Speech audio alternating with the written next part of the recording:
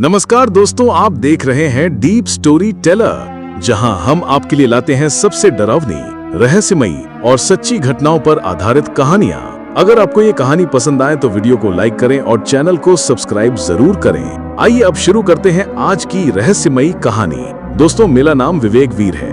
मैं नवगढ़ का रहने वाला हूँ। पेशे से एक कैब ड्राइवर हूँ। पिछले करीब 9 साल से ये काम कर रहा हूँ। मेरी जिंदगी बहुत बड़ी नहीं, लेकिन उतनी भी छोटी नहीं कि कोई कहानी ना बन सके। लोग अक्सर सोचते हैं कि टैक्सी वाले लोग बस गाड़ी चलाते हैं और पैसे कमाते हैं, लेकिन उन्हें क्या पता कि जब शहर सोता है तब हमारी गाड़ी जागती है। जब सब अपने अपने घर में चैन की नींद ले रहे होते हैं, तब हम जैसे लोग किसी होटल, किसी स्टेशन, किसी बीमार की आवाज या किसी और की मजबूरी बनकर रात भर सड़कों पर भागते रहते हैं। मैं कोई बहुत बड़ा आदमी नहीं हूँ, लेकिन जो आज आपसे कहने जा रहा हूँ वो ऐसा कुछ है जिसे मैं सालों से सीने में दबाकर बैठा हूँ। और ये कोई फिल्म की कहानी नहीं है, न ही किसी सीरियल का सीन, बल्कि मेरी अपनी जिंदगी का एक हिस्सा है। एक ऐसा हिस्सा जिसे मैं आज तक भुला नहीं पाया। ऐसा नहीं है कि मेरी जिंदगी में बहुत सारे हादसे हुए हैं, लेकिन वो एक रात, वो एक बुकिंग, उसने मुझे एक ऐसी सच्चाई से रूबरू कराया जिसने मेरी सोच ही बदल दी। मैंने ये काम शुरू किया था अपने पापा से प्रेरणा लेकर। पापा भी ड्राइवर थे और उन्हीं से गाड़ी चलाना सीखा था। पहले सीतापुर में रहते थे, फिर नवगढ़ आ गए। गाड़ी की चाबी पकड़कर जो पहला स्टार्ट मारा था, उसी दिन से मेरी जिंदगी का सफर शुरू हो गया। उधार के द्वार में मैंने खुद की गाड़ी खरीदी और धीरे धीरे अपनी कमाई से एक इंडिगो ली। पुरानी थी, लेकिन दिल से नहीं लगती थी। मेरे पास अपने क्लाइंट्स की एक लिस्ट थी जो सीधे मुझे कॉल करते थे जब भी कोई बाहर जाना होता। वैसे मैं ज्यादातर दिन की बुकिंग लेता था। रात में बहुत जरूरत हो तभी निकलता था, क्योंकि घर में माँ और छोटी बहन भी है। माँ को मेरी रात की बुकिंग बिल्कुल पसंद नहीं। उन्हें हमेशा लगता था कि रात का काम ठीक नहीं, लेकिन मजबूरी कभी कभी वक्त से बढ़ के होती है। और एक टैक्सी ड्राइवर की सबसे बड़ी सच्चाई यही होती है, जहाँ पैसों की जरूरत हो वहाँ वक्त, डर, मौसम कुछ भी मायने नहीं रखता। वो नवंबर की रात थी। हल्की ठंडी हवा चल रही थी। मैंने गाड़ी पार्क की ही थी कि फोन बजा। नंबर नया था। स्क्रीन पर सिर्फ नंबर झलक रहा था, कोई नाम नहीं। आवाज उधर से आई, एकदम सीधी और साफ। भाई साहब, एक ड्रॉप बुकिंग चाहिए थी। रात 2 बजे चलना होगा। मैंने घड़ी की ओर देखा, तब रात के 10:30 बज रहे थे। इतनी देर में मैं आमतौर पर खाना खाकर अपने कमरे में घुस जाता हूँ, लेकिन उस दिन जेब थोड़ी खाली थी। पिछले हफ्ते गाड़ी का रेडिएटर खराब हो गया था, खर्चा ज्यादा हो गया था। मैंने पूछा, कहाँ जाना है? उसने कहा, कटनी। मैंने फिर पूछा, सवारी कितनी है? वो बोला, 5 लोग हैं, फैमिली है, रास्ते में 2 जगह रुकना होगा। 5 लोगों के हिसाब से अच्छा किराया मिल सकता था। मैंने हाँ कर दी। उसने एक एड्रेस भेजा, मोती नगर, गली नंबर 12, और कहा तक पर पहुंच जाना, टाइम पर निकलना है। फोन रखते ही एक अजीब सी बेचैनी महसूस हुई, जैसे बिना वजह दिल में हलचल सी होने लगी। लेकिन फिर खुद को समझाया, काम है, रोज का है, बेमतलब दिमाग ज्यादा सोचने लगता है कभी कभी। मैंने खाना खत्म किया, चाय बनाई और अपनी सफेद सेडान को तैयार करने लगा। सीटें झाड़ी, डैशबोर्ड साफ किया, डिग्गी देखी, एकदम खाली रखी क्योंकि 5 लोगों का सामान होगा। फिर पेट्रोल फुल करवाया, सब निपटाकर गाड़ी लेके निकल पड़ा उस दिए गए पथे की ओर। मोती नगर कोई बहुत पॉश इलाका नहीं है, लेकिन बहुत पुराना मोहल्ला है। गलियां संकरी, लाइटें अधूरी और चारों तरफ वो पुराना नवगढ़ जैसा एहसास, जहां खामोशी दीवारों से लटकती है। गली नंबर 12 में घुसा तो चारों ओर सन्नाटा था। 1-2 कुत्ते सड़क किनारे लेटे हुए थे, जो गाड़ी की हेडलाइट पड़ते ही उठकर भौंकने लगे। मैंने गाड़ी धीरे कर दी और जिस घर का नंबर मिला था उसके सामने गाड़ी रोक दी। घर एक कोने में था, दरवाजा बंद, ऊपर की खिड़की से हल्की रोशनी आ रही थी। मैंने हॉर्न दिया, 1 बार, फिर 2 बार। करीब 2 मिनट बाद दरवाजा खुला। एक लड़की बाहर निकली। उम्र कोई 25-26 रही होगी। चेहरे पर हल्की सी मुस्कान, आंखों में अजीब सी गहराई। वो पास आकर खिड़की पर दस्तक दी। मैंने शीशा नीचे किया। वो बोली, रघु भैया? मैंने कहा हाँ। वो मुस्कुराई बहुत धीरे और बोली, हम लोग तैयार हैं, सामान जरा भारी है, मदद कर दीजिए। मैं गाड़ी से उतरा, उसके पीछे दरवाजे के अंदर गया। घर पुराना था, दीवारों पर सीलन, फर्श पर हल्की दरारें और अंदर अंधेरा सा था। बस एक टेबल लैंप जल रहा था, जिससे पूरी रोशनी नहीं फैल रही थी। अंदर और 4 लोग बैठे थे, 2 महिलाएं, 2 पुरुष, सब चुपचाप, जैसे कुछ बोलने को बचा ही नहीं। कोने में 5 बैग रखे थे, बड़े और पूरी तरह भरे हुए। मैंने एक बैग उठाने की कोशिश की और वहीं ठिठक गया। बैग जैसे पत्थर का बना हो, इतना भारी कि मेरी पूरी ताकत लगाने के बाद भी मुश्किल से कुछ इंच ही उठा। पीछे से एक आदमी आया, लंबा सा, पतला सा, लेकिन मजबूत दिखने वाला। उसने बैग उठाया जैसे खिलौना हो और फिर धीरे धीरे एक एक बैग बाहर ले जाने लगा। मैंने पूछा, क्या है इसमें? बहुत भारी लग रहा है। लड़की बोली, कपड़े हैं, कुछ सामान है सबके 5 दिन के लिए। मैंने ज्यादा नहीं पूछा, सभी बैग गाड़ी की डिग्गी में रखवाए। फिर एक एक करके सब बाहर आए और गाड़ी में बैठ रहे। पीछे वाली सीट पर 3 लोग बैठ गए और फ्रंट वाली सीट पर मेरे बगल में वही लड़की। मैंने एक बार फिर पीछे मुड़कर देखा, सब चुप, कोई आवाज नहीं, कोई बात नहीं। गाड़ी स्टार्ट की, घड़ी में देखा 1:58। समय पर निकल रहे थे। मैंने म्यूजिक सिस्टम ऑन किया, हल्की आवाज में गाना बजा, पुराना भजन हनुमान जी का। अभी 2 ही लाइनें गूंजी थी कि बगल में बैठी लड़की ने एकदम तीखे स्वर में कहा, इसे बंद कर दीजिए, हमें शांत सफर पसंद है। मैंने फौरन वॉल्यूम कम किया और फिर सिस्टम बंद कर दिया। फिर गाड़ी में सन्नाटा पसर दिया, ऐसा सन्नाटा जो कानों से नहीं दिल से सुनाई देता है। गाड़ी अब शहर की सड़कों से निकलकर हाईवे की ओर बढ़ रही थी। मैं ड्राइव कर रहा था और मेरे बगल में बैठी लड़की की परछाई अब गाड़ी के शीशे पर धीरे धीरे खिसक रही थी। मैंने एक बार नजर उठाकर उसकी तरफ देखा। वो खिड़की से बाहर देख रही थी, लेकिन खिड़की के शीशे पर जो चेहरा दिख रहा था वो कुछ अलग लग रहा था। गाड़ी हाईवे की तरफ बढ़ रही थी, सड़कें अभी भी नम थीं और बारिश की बूंदें फ्रंट ग्लास पर आकर टिक जा रही थी। वाइपर चलाने का मन नहीं किया, उस नमी में कुछ था जो मुझे रोक रहा था, या शायद अब उस लड़की की चुप्पी का असर मेरे ऊपर होने लगा था। मेरे बगल में वो बिना हिले डुले बैठी थी, उसके बाल गीले थे, शायद ऊपर छत से टपकती बूंदें पड़ी थी, पर उसने पोंछा नहीं, सिर्फ खिड़की से बाहर देख रही थी। मैं कभी कभी उसकी तरफ नजर घुमा लेता था। उसके चेहरे पर कोई भाव नहीं था, न थकान, न जल्दबाजी, न उलझन, बस एक गहरी सी शांति जो धीरे धीरे डर में बदलने लगी थी। पीछे बैठे चारों भी शांत थे, ना कोई बात कर रहा था, ना कोई मोबाइल चला रहा था, कोई झपकी भी नहीं ले रहा था। बस ऐसे बैठे थे जैसे किसी मूर्ति की तरह, एकदम स्थिर। सुनसान सड़क पर मेरी गाड़ी का इंजन ही बस आवाज कर रहा था। कुछ देर बाद मैंने मन हल्का करने के लिए बात छेड़ने की कोशिश की। कटनी में कहाँ उतरना है आपको? मैंने पूछा जरा धीमे स्वर में। वो लड़की कुछ पल चुप रही, फिर बोली, बताएंगे रास्ते में। बस इतना, फिर खामोशी। मैंने सोचा शायद लंबा सफर है, थके होंगे सब, लेकिन मन में कहीं ना कहीं ये ख्याल भी जोर मार रहा था कि थकान ऐसी नहीं होती जिसमें 5 लोग मिलकर एक शब्द भी ना बोले। मैंने मन ही मन भजन गुनगुनाना शुरू किया, लेकिन जुबान तक लाने की हिम्मत नहीं हुई। करीब 45 मिनट बाद वो लड़की अचानक बोली, भूख लगी है, कोई जगह देखिए जहां हम रुक सकें। मैंने सिर हिलाया और जीपीएस में आसपास ढाबा सर्च किया। कोई ढंग की जगह नहीं मिली, लेकिन एक पुराना सा होटल रास्ते में दिखा, रमेश लॉज एंड ढाबा, 24 घंटे खुला रहने वाला। मैंने पूछा, वहीं रुक जाएं? वो बोली, हाँ। जब होटल आया मैंने गाड़ी धीमे की। होटल कुछ खास नहीं था। सामने एक टूटा बोर्ड जिसमें शुद्ध शाकाहारी भोजन लिखा था, लेकिन दरवाजे के पास एक चिकन सेंटर भी बना था। पास में 2 ट्रक खड़े थे। भीतर एक अधेड़ उम्र का आदमी बैठा था काउंटर पर, जो हमें आता देख सीधा उठकर खड़ा हो गया। वो लड़की नीचे उतरी, बाकी सब भी एक एक कर उतरे। सामान गाड़ी में ही रहा, बस वो 5 अंदर चले गए। जाते जाते वो लड़की बोली, तुम बाहर ही रहो, खाना पीना कर लो, लेकिन यहीं रुको, हम कुछ देर बाद निकलेंगे। उसका लहजा कोई आदेश जैसा नहीं था, लेकिन इतना सपाट था कि मेरे अंदर से कोई क्यों नहीं निकला। मैं वहीं खड़ा रहा, गाड़ी के बोनट से सिर टिकाया और आसमान की ओर देखने लगा। बादल अब छूट रहे थे, तारे भी कुछ कुछ दिखने लगे थे। ढाबे के काउंटर वाले से एक चाय ली और सामने एक कुर्सी खींचकर बैठ गया। वो आदमी मुझे घूर रहा था। बोला, ये लोग आपके साथ हैं? मैंने कहा, हाँ, बुकिंग है, नवगढ़ से कटनी जा रहे हैं। वो धीरे से बोला, अजीब लोग हैं, बिना कुछ कहे सीधे ऊपर चले गए। कोई खाना नहीं मंगवाया, कोई नाम नहीं बताया, और कमरे की चाबी ऐसे ली जैसे सब जानते हो। मैंने उसकी बात को हंसकर टालने की कोशिश की, लेकिन मन के अंदर जो सवाल था वो और पक्का होने लगा। 1 घंटे बीते, 2 घंटे, फिर 3। मैं वहीं गाड़ी में बैठा था। थोड़ी देर के लिए झपकी ले ली थी, फिर सुबह की हल्की रोशनी ने आंखें खोल दी। घड़ी देखी, 6:30। वो सब अब तक बाहर नहीं आए थे। गाड़ी के शीशे पर रात की ओस जमी थी। मैंने हाथ से पोंछा और होटल की ओर देखा। ऊपर की खिड़कियां अब भी बंद थीं।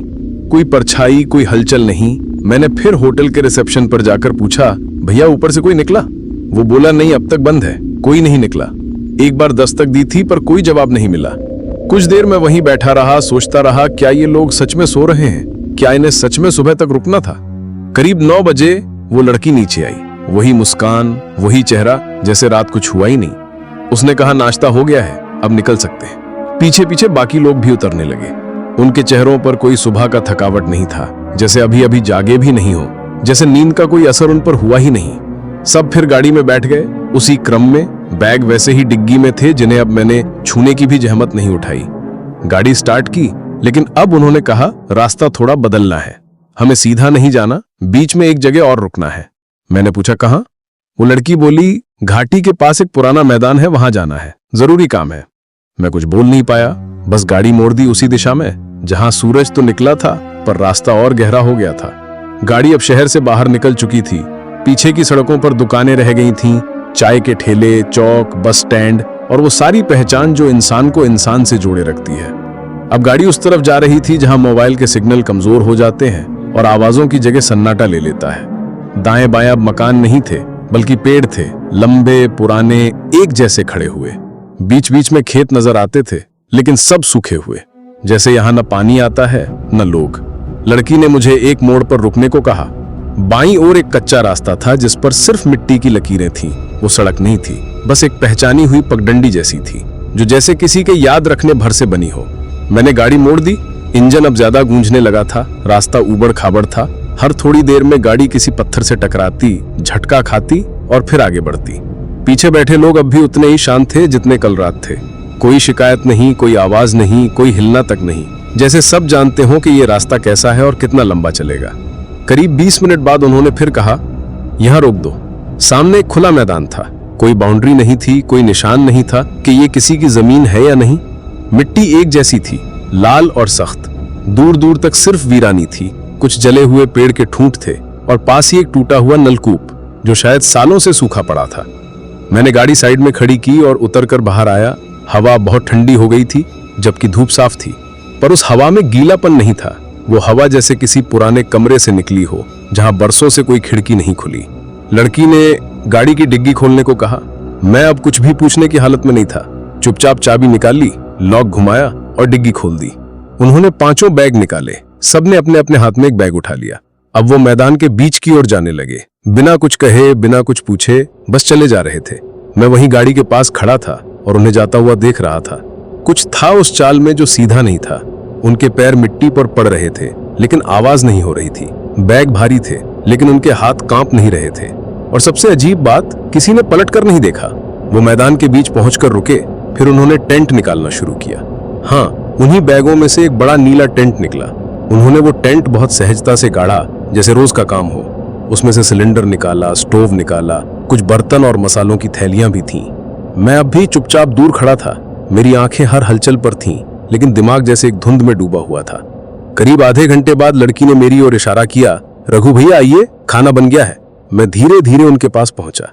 टेंट के सामने एक पत्थर पर बैठने को कहा गया। सामने एक स्टील की थाली रखी थी। उसमें कुछ मांस के टुकड़े थे जिन पर गाढ़ा मसाला लगा था और साथ में कुछ मोटी मोटी रोटियां।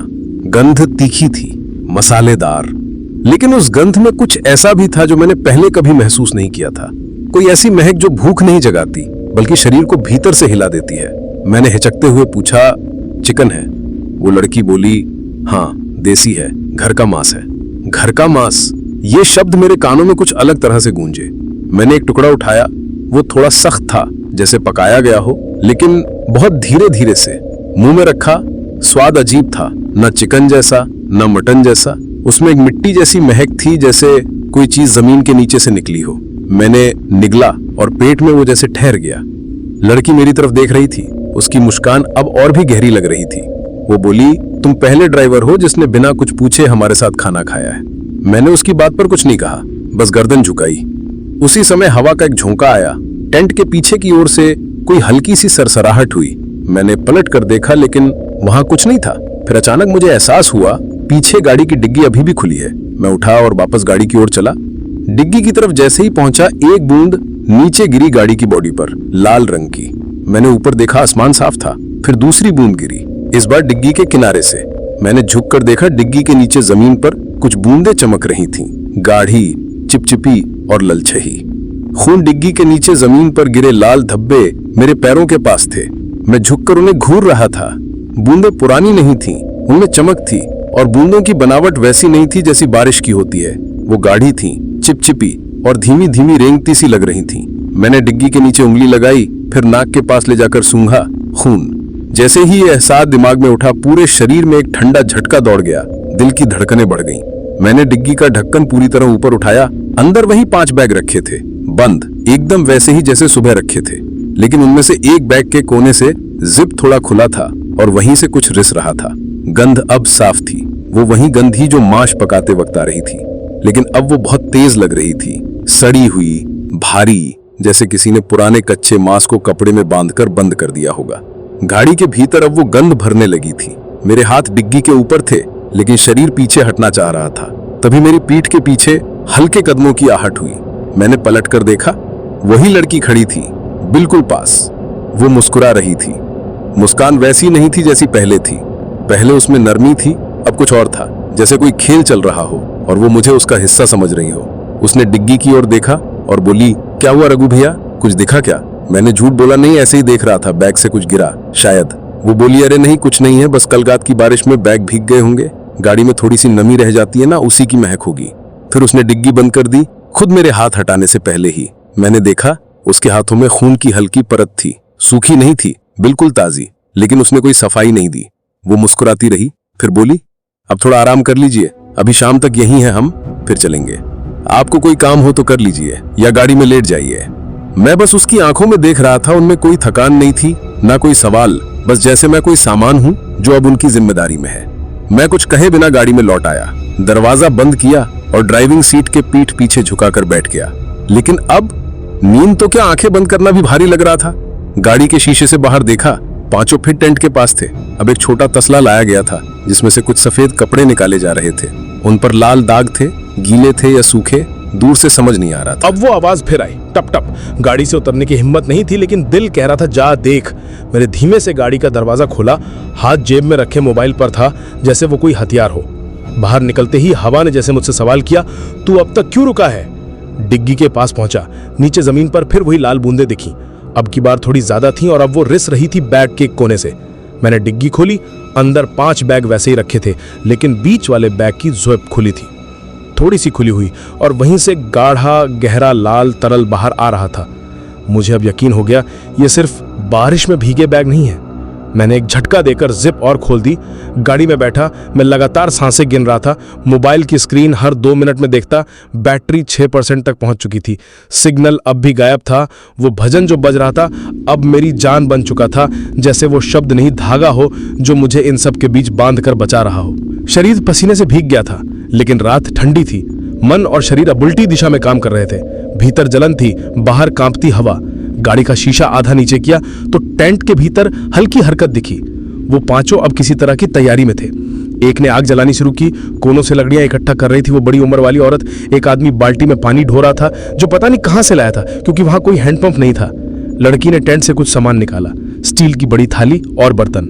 मैं जानता था कुछ पकाया जाएगा, और जो पकाया जाएगा वो मुझसे जुड़ा नहीं होना चाहिए। दिल ने कहा अब भाग, लेकिन कहां?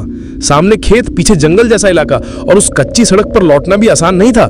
गाड़ी स्टार्ट की तो आवाज होगी, वो सुनेंगे, रोकेंगे, इसलिए मैंने सोचा रुको, लेकिन ध्यान रखो। धीरे से दरवाजा खोला और बिना आवाज किए गाड़ी से उतरा। हवा अब ज्यादा ठंडी थी और आसमान में बादल इकट्ठा होने लगे थे। मैंने अपने कदम पीछे की ओर बढ़ाए, गाड़ी के दूसरी तरफ जाकर जमीन पर बैठ गया। गाड़ी अब मुझे और मेरी सांसों को ढक रही थी। टेंट की हलचल अब तेज हो गई थी। तेल में मसाले की आवाज आ रही थी, और उस महक में फिर वही चीज थी जो बताती थी कि यह खाना इंसानों के लिए नहीं बना। गंध सीधी नथुनों से दिमाग में घुसती थी, और अब चीख, एक अजीब भयानक चीख जो टेंट के भीतर से आई, न मर्द की, न औरत की, न बच्चे की, न जानवर की, कुछ ऐसा जो इन सब के बीच नहीं आता। मैं वहीं जमीन पर जमा रह गया, पांव कांपने लगे, हाथ मिट्टी में धंस गए। फिर कुछ देर बाद सब शांत। आग जलती रही, गंध बढ़ती रही। तभी किसी ने मेरे कंधे पर हाथ रखा। मैं चीखने वाला था, लेकिन जब पलटा वही लड़की थी, अकेली। उसकी आंखें अब सफेद थीं, पूरा सफेद, पुतलियां गायब, बस एक घूरता हुआ खालीपन। उसने कहा, रघु भैया, खाना ठंडा हो रहा है। मेरे मुंह से आवाज नहीं निकली। उसने मेरा हाथ पकड़ा, वो ठंडा नहीं था, बर्फ जैसा था। मुझे अपने साथ घसीटती हुई टेंट की ओर ले जाने लगी।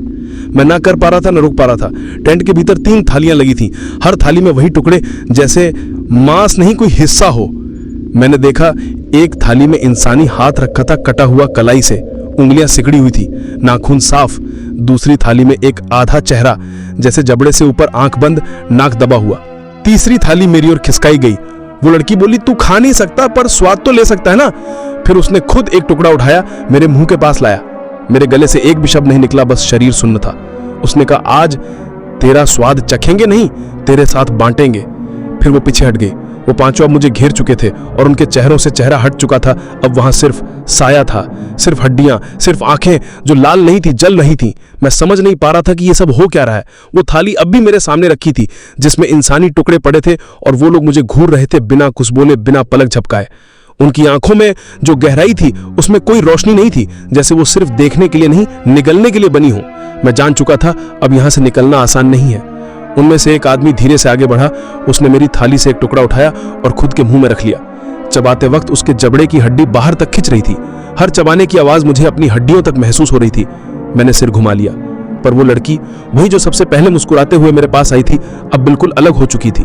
चेहरा नाक से नीचे फटा हुआ सा लग रहा था, त्वचा जैसे उतर चुकी थी, गर्दन टेढ़ी, आंखें अब साफ सफेद और उसके बाल हवा में लहर नहीं रहे थे, बल्कि जैसे किसी ने भीग कर बांध दिए हों।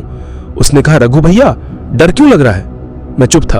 हम तो वही हैं जो कल रात भी थे, तुम्हारे बगल में बैठे थे, तुम्हारे साथ खाए, गाड़ी में सोए। बस आज तुमने हमारी सच्चाई देख ली, अब तो डर जायज है।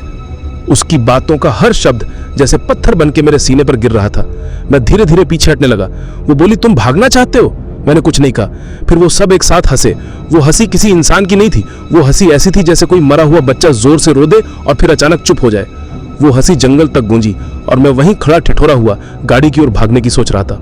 मैंने एक झटका दिया और उल्टी दिशा में भागा, गाड़ी की ओर। गाड़ी वहीं खड़ी थी। मेरी सांस तेज चल रही थी। हाथ कांपते हुए चाबी निकाली, दरवाजा खोला, सीट पर बैठा, दरवाजा बंद किया और लॉक कर दिया। अब हनुमान चालीसा चलानी थी। मोबाइल निकाला, बैटरी 2% बची थी। हाथ कांपते हुए प्ले बटन दबाया, भजन शुरू हुआ, जय हनुमान ज्ञान गुण सागर। उधर टेंट के पास से फिर एक चीख उठी। मैंने शीशे से देखा, वो सब अब मेरी ओर दौड़ रहे थे। गाड़ी स्टार्ट की, क्लच दबाया, गियर बदला, एक्सेलेटर पर पैर मारा, गाड़ी आगे बढ़ी तेज। लेकिन तभी सामने वही लड़की खड़ी हो गई, सीधे सामने। गाड़ी की लाइट में उसका चेहरा साफ दिख रहा था। अब उसकी गर्दन उल्टी थी, चेहरा पेट की तरफ मुड़ा हुआ, आंखें ऊपर और उसका मुंह खुला हुआ। उसके होठों से कुछ निकल रहा था जैसे कोई धुआं या साया। मैंने गाड़ी नहीं रोकी, सीधा एक्सेलेटर दबाया। वो टकराई नहीं, गायब हो गई। गाड़ी आगे निकल गई। पीछे देखा, कोई नहीं, बस वो चीखें हवा में गूंज रही थी। रघु भाग गया, रघु ने खाना नहीं खाया, रघु अब हमारे साथ नहीं रहेगा। मैंने मोबाइल देखा, बैटरी खत्म हो चुकी थी, भजन बंद हो चुका था। अब सिर्फ गाड़ी का इंजन और मेरी दिल की धड़कन थी। मैं सड़क तक पहुंचा, वही कच्चा रास्ता जिससे हम आए थे। अब वहां कोई और गाड़ी नहीं थी, कोई निशान नहीं था कि वहां कभी कोई था। बस मैं था और मेरी गाड़ी। गाड़ी अब फिर से दौड़ रही थी, लेकिन अब रास्ता सीधा नहीं था। स्टीयरिंग पकड़ते वक्त हाथ कांप रहे थे। सामने कुछ साफ नहीं दिख रहा था, लेकिन पीछे मुड़कर देखने की हिम्मत नहीं थी। पीछे कोई नहीं था, फिर भी लग रहा था जैसे कोई बहुत नजदीक बैठा है, बिल्कुल गर्दन के पीछे, सांसों में सना हुआ। आंखों के कोनों से देखूं तो लगता कोई परछाई है, लेकिन जैसे ही सीधा देखूं कुछ नहीं। ऐसा लग रहा था जैसे डर अब सिर्फ कोई चीज नहीं बल्कि कोई साथी बन चुका हो, कंधे पर बैठा हो और कान में फूंक मारता हो। गाड़ी की लाइट्स अब भी हाई बीम पर थीं, सामने की सड़क वीरान थी। कभी कभी कोई पेड़ चमकता, कभी कोई साइन बोर्ड।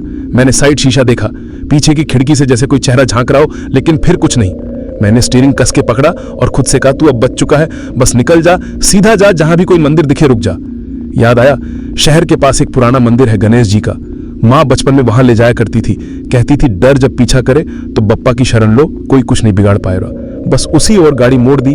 रास्ता अब कच्चा नहीं था, सीमेंट की सड़कें थी, लेकिन उन पर भी सन्नाटा बसा हुआ था। गाड़ी के शीशे पर ओस की परत जमने लगी थी, हवा ठंडी होती जा रही थी। आखिरकार मंदिर दिखा, छोटा सा। एक मोड़ पर 2 पीपल के पेड़ों के बीच सामने एक छोटा सा बोर्ड, श्री सिद्धिविनायक मंदिर। मैंने गाड़ी वहीं रोकी, इंजन बंद किया, दरवाजा खोला और उतरा।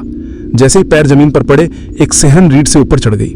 मैंने गाड़ी की ओर देखा, अब भी लग रहा था जैसे कोई उस पर बैठा है, पर मैं आगे बढ़ा। मंदिर के भीतर घुसते ही कुछ हल्का महसूस हुआ, जैसे किसी ने गले में बंधा पत्थर खोल दिया हो।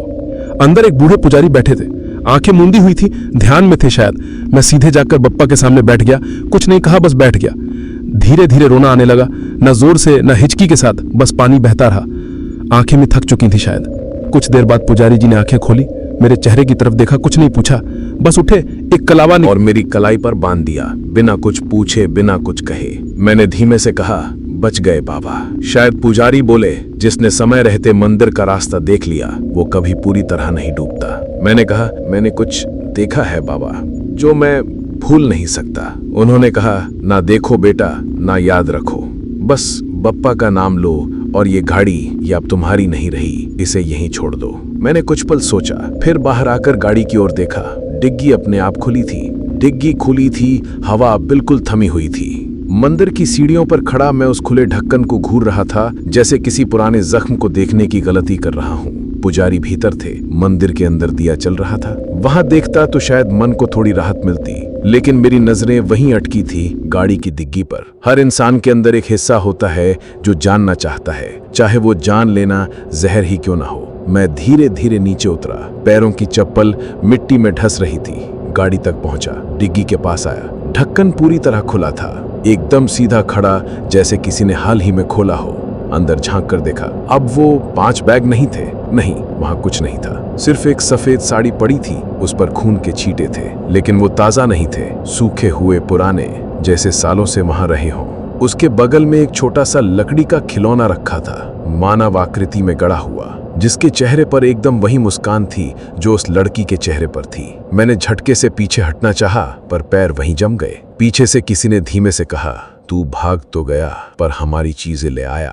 मैंने पलट कर देखा, वहां कोई नहीं था। गाड़ी के पीछे सिर्फ मंदिर का कच्चा रास्ता था। मैंने फिर से डिग्गी में देखा। अब वहां एक आईना रखा था, आईना जिसमें मैं खुद को देख पा रहा था, लेकिन जो चेहरा दिख रहा था वो मेरा नहीं था। उस आईने में जो चेहरा था वो सूजा हुआ था। उसकी आंखें सफेद थी और उसकी गर्दन हल्की सी टेढ़ी। मेरे मुंह से चीख निकली, पर आवाज बाहर नहीं आई। मैंने डिग्गी बंद कर दी, इतनी जोर से कि गाड़ी हिल गई। भागकर मंदिर की ओर गया, सीढ़ियां चढ़ी, घंटा जोर से बजाया। पुजारी बाहर आए। मैंने कहा, डिग्गी में वहां कुछ है बाबा? कोई है? वो शांत खड़े रहे, फिर बोले, उस गाड़ी को अब मत छूना बेटा। जो भीतर से खाली हो उसे बाहर से बंद करने का कोई मतलब नहीं।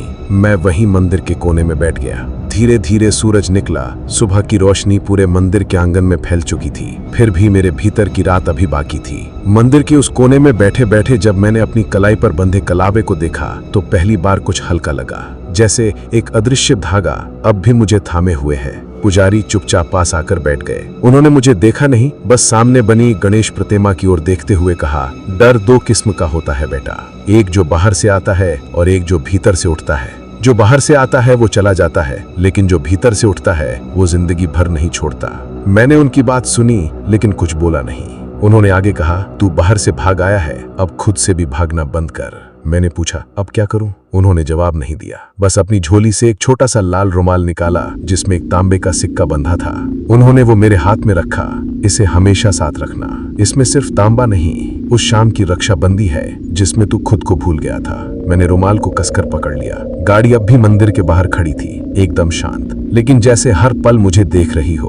पुजारी ने फिर कहा, अब इस गाड़ी से तेरा रिश्ता खत्म हुआ, इसे बेच दे, जलवा दे, जो करना हो कर, पर इससे दूरी बना ले। ये अब सिर्फ लोहे की नहीं रही, इसमें उन रूहों की महक है जो सोती नहीं, बस देखती हैं। मैंने मंदिर के बाहर जाकर आखिरी बार गाड़ी को देखा। उस सफेद साड़ी के धागे अब हवा में फड़फड़ा रहे थे, जैसे किसी अदृश्य शरीर पर लपेटे गए हों।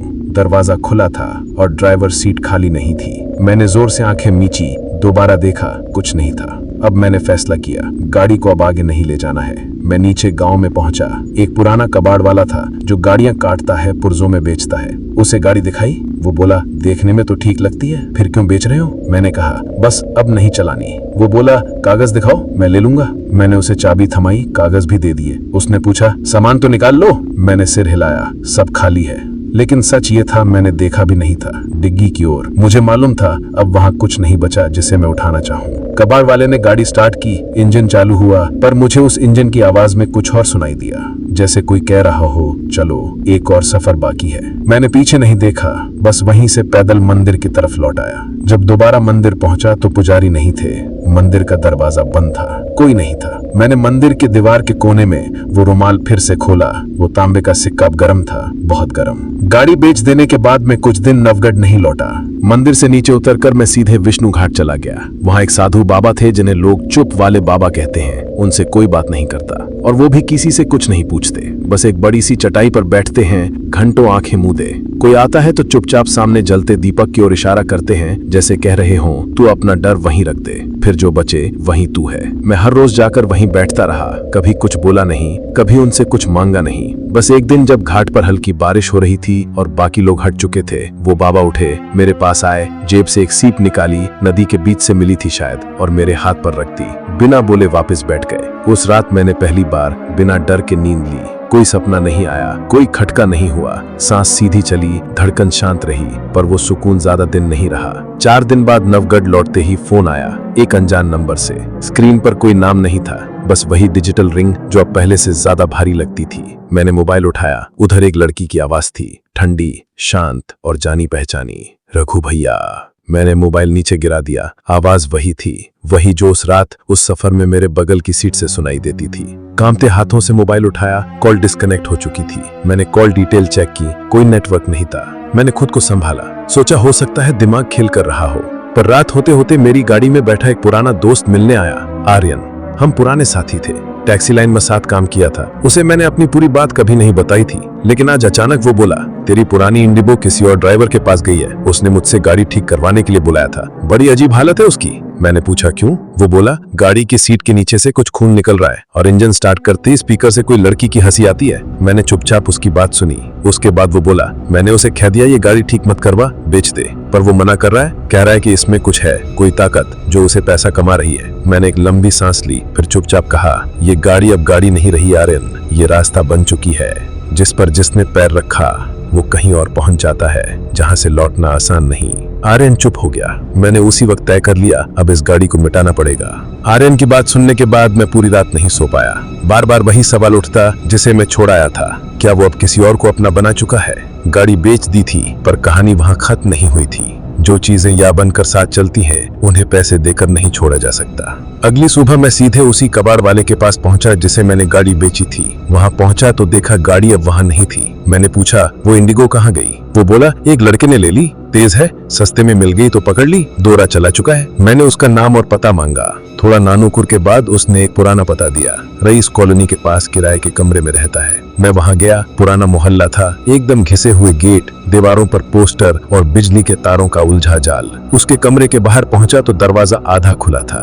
अंदर एक अजीब सी गंध थी, मसाले की नहीं, कोलतार या सड़ी हुई लकड़ी जैसी। मैंने धीरे से अंदर झांका। वो लड़का फर्श पर बैठा था, अकेला, आंखें लाल, बाल बिखरे हुए और सामने गाड़ी की चाबी। कमरे के कोने में वही सफेद साड़ी रखी थी जो मैंने मंदिर के बाहर देखी थी। उसने मेरी तरफ देखा, पहचाना नहीं, लेकिन उसकी आंखों में मैं खुद को देख पा रहा था। मैंने धीरे से कहा, भाई ये गाड़ी नहीं है, ये रास्ता है। तू अगर इसे अब नहीं छोड़ेगा तो ये तुझसे वो सब ले लेगी जिससे तू इंसान बना है। उसने चाबी उठाई और मेरी तरफ बढ़ा दी, कहा, ले जा इसे, अब तू ही समझ। कल रात से नींद नहीं आई। कोई लड़की बार बार पीछे की सीट पर दिखती है, कभी बगल में बैठ जाती है, बोलती नहीं, बस घूरती है। मैंने चाबी ली। अब मैं जानता था इस बार मुझे गाड़ी वापस लेकर वहां जाना है जहां ये सब शुरू हुआ था, उसी खुले मैदान में। शाम को मैंने गाड़ी वहीं मोड़ी। अब वही गाड़ी थी, वही स्टीयरिंग, वही हैंडल, वही शीशे, लेकिन अब वो मेरे हाथों में नहीं थी। अब वो खुद चला रही थी मुझे, जैसे स्टीयरिंग मैंने पकड़ा हो पर दिशा किसी और की है। मैं रास्ते भर भजन बजाता रहा, इस बार मोबाइल से नहीं, कागज में हाथ से लिखा हुआ हनुमान चालीसा पढ़ते हुए। रात करीब 10 बजे जब मैं उस वीरान मैदान में पहुंचा तो सब कुछ वैसा ही था जैसा उस रात। वो जगह अब भी वैसी ही थी। डिग्गी खोली, वो 5 बैग फिर से उसी तरह रखे हुए थे। कहां से आए, कैसे पहुंचे, किसने रखा, कुछ नहीं मालूम। मैंने उन बैगों को बाहर निकाला, पास ही लकड़ियां इकट्ठा की, घास सूखी हुई थी। आग जलाने के लिए माचिस निकाली, पहली तीली बुझ गई, दूसरी भी। तीसरी बार जैसे ही माचिस जली, हवा चल पड़ी, तेज हवा, जैसे कोई दौड़ रहा हो, गोल गोल। मेरे आसपास बैगों के जिप धीरे धीरे खुद खुलने लगे। पहले बैग में वही पैर था, दूसरे में वो चेहरा, तीसरे में कटा हुआ हाथ, चौथे में सफेद साड़ी और 5वें में एक शीशा, आईना।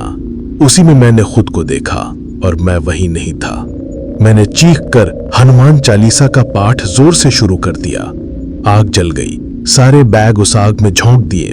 सफेद साड़ी पहले जली नहीं, पर जैसे ही मैं हनुमान चालीसा की अंतिम चौपाई पर पहुंचा, वो धूं धूं कर जल उठी। आसमान से कौवा चीखा और पीछे से वो लड़की फिर दिखाई दी। इस बार बस खड़ी रही, फिर बोली, तू आया, तू पूरा हुआ, अब हम जा सकते हैं। और वो 5 धीरे धीरे धुएं में बदल गए। आग की लपटें अब नीली हो चुकी थी, बैग जल चुके थे, साड़ी जल गई थी, आईना वो भी अब राख बन चुका था। और वो 5 आकृतियां जो कभी इंसान थे या नहीं थे, अब धुएं में घुल चुकी थी। मैं वहीं जमीन पर बैठ गया, शरीर कांप रहा था, लेकिन दिल पहली बार शांत। आसमान बिल्कुल साफ था, जैसे किसी ने उस पर से कोई काला पर्दा हटा दिया हो। चांद अब पूरी रोशनी में था और हवा अब ठंडी नहीं, बस हल्की थी। मैंने आंखें बंद की और गहरी सांस ली। कभी इतने सुकून से सांस ली हो याद नहीं। गाड़ी वहीं खड़ी थी, अब उसमें कोई गम नहीं थी, कोई परछाई नहीं। ड्राइविंग सीट अब खाली नहीं लग रही थी, अब वो सिर्फ सीट थी, किसी की मौजूदगी नहीं। मैंने उस रात गाड़ी वहीं छोड़ दी, चलाया नहीं, बस पैदल चल पड़ा। सुबह होते होते मंदिर लौट आया। पुजारी नहीं मिले, मंदिर का द्वार खुला था लेकिन कोई आवाज नहीं थी। मैंने भीतर जाकर बप्पा के चरणों में बैठकर चुपचाप आंखें मूंद ली। मन में एक ही बात चल रही थी, जो डर किसी और के साथ शुरू हुआ था वो अब मेरे जरिए खत्म हुआ। लेकिन क्या वाकई खत्म हुआ? 3 दिन बाद मैं वापस काम पर लौटा। नई गाड़ी किराए पर ली, शहर के एक छोर से दूसरे छोर तक राइड्स की। सब कुछ सामान्य लगने लगा था, पर एक रात एक कॉल आया। स्क्रीन पर नंबर नहीं था, बस लिखा था अज्ञात यात्रा अनुरोध। मैंने कॉल उठाया। उधर वही धीमी थकी हुई आवाज, भैया रात 2 बजे की बुकिंग चाहिए थी। मैंने कांपते हुए पूछा, कहां जाना है? उसने कहा, पुराना मैदान। मैंने चुपचाप कॉल काट दिया। मोबाइल की स्क्रीन देखता रहा। कॉल लॉग में कुछ नहीं था, नंबर ही नहीं। उस रात फिर से नींद नहीं आई। अब मुझे समझ आ गया था, कुछ डर कभी नहीं जाते, वो बस ठहर जाते हैं अगले ड्राइवर का इंतजार करने। तो दोस्तों, ये थी विवेक की वो भयावह यात्रा जिसने उसकी जिंदगी हमेशा के लिए बदल दी। याद रखिए, कुछ डर सिर्फ कहानियों में नहीं होते, वो हमारे साथ चलते हैं, हमारी परछाइयों में। अगर आपको ये कहानी पसंद आई हो तो डीप स्टोरी टेलर को सब्सक्राइब करना ना भूलें। धन्यवाद।